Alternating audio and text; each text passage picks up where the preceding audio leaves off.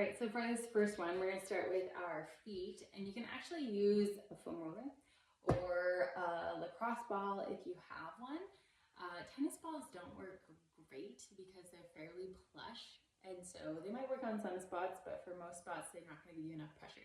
So getting a lacrosse ball or a mobility ball will be beneficial. So for this one, I'm gonna show you both, but I'd probably recommend using a smaller device. So if you do just have a foam roller, you're going to use that by going from your big toe all the way down towards your heel and back. So you're just kind of rolling out the fascia on the bottom of your feet. If you have like plantar fasciitis, so sometimes it feels like pins and needles when you first wake up, this is a really great one for just releasing that fascia. And again, you're kind of just looking for spots that feel tender. And if you don't find anything specific, that's okay too. So just do a few passes. Our general recommendations would be that you spend at least 30 seconds on each side. But the more that you can spend, the better, specifically in those tight spots where you're going to need some more time to release them. But if you're just doing a general roll through, checking in with your body, 30 seconds would be just fine. So from the feet, we're going to work up towards our calves. So for this one, I'm going to go back to our foam roller. So for the foam roller, you're going to place it right above your ankle. And this one, you're going to roll all the way up your calves towards just below your knee. So you can start with your toes pointed straight, and you're going to roll from ankle up towards the knee and back down, keeping your foot fairly neutral. Noticing how it's feeling. If there's any tighter spots, maybe up, middle, or closer to your ankle. Then you're going to drop your big toe in and get a little bit more onto the inside. So not quite towards your shin, and not right directly on the back of your calf. Noticing how that felt in comparison to your neutral position, and then going the opposite. So dropping your pinky toe towards the outside and rolling again that whole length from above the ankle to below the knee. And then in doing all three angles, kind of finding where there was more of like a bundle of tense fascia that you wanted to release. If you found a spot, while you're rolling, you're going to find that spot again, and then you're going to pin it and kind of just roll a little bit on it to try to release it. If you want more pressure, add your other leg and push down more directly on it to add into that. So again, avoiding numbness, shooting, or tingling pain, and finding a tender spot. Breathing into it and trying to release it. Sometimes you'll really notice the difference. Other times you're more so probably just going to warm up the fascia, and then as you move through your workout or move throughout your day, it might release as well. All right, so then you do the other side. I'm not going to go through that, but if you want to go through it, pause this video, feel free. And then we're going to work our way up. So you're going to go from above your knee to your glute. So this is your hamstrings. You're going to have your foot neutral again to start.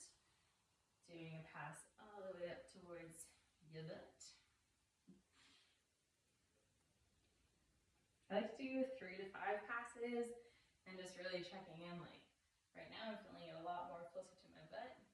Sometimes it's closer to my knee.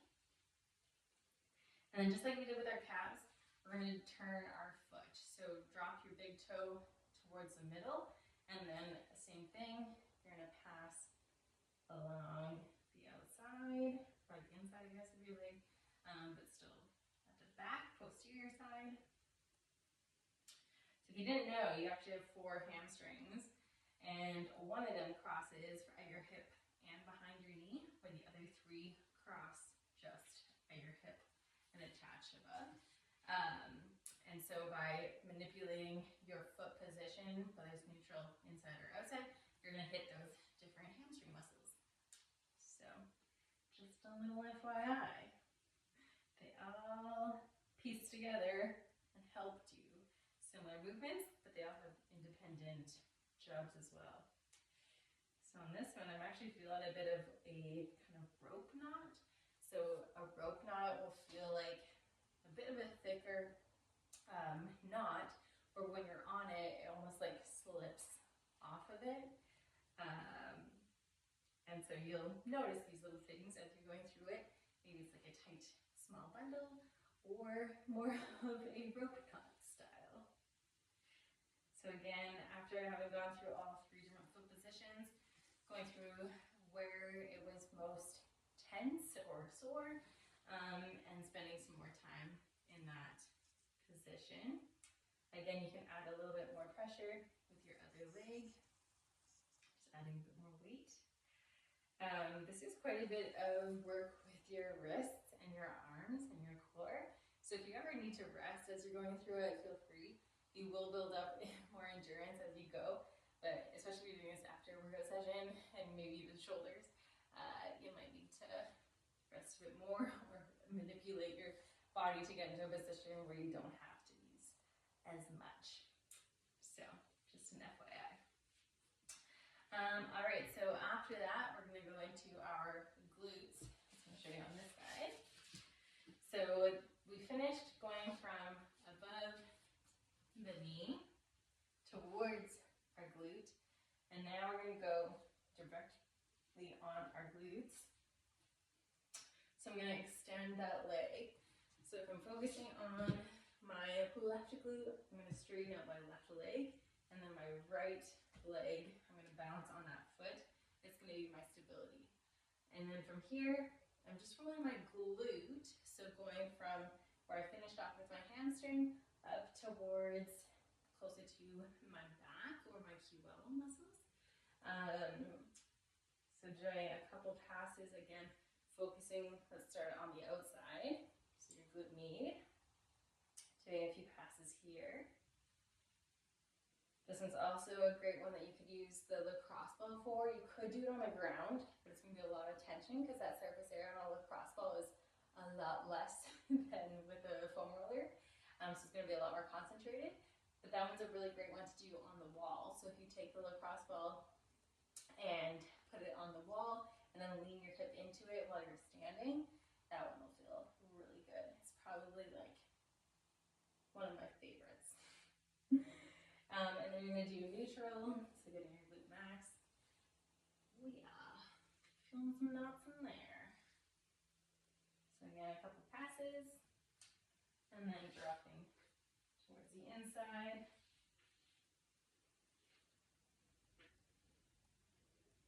And then again, looking for where you are most tense. And going back there to get a little bit more time.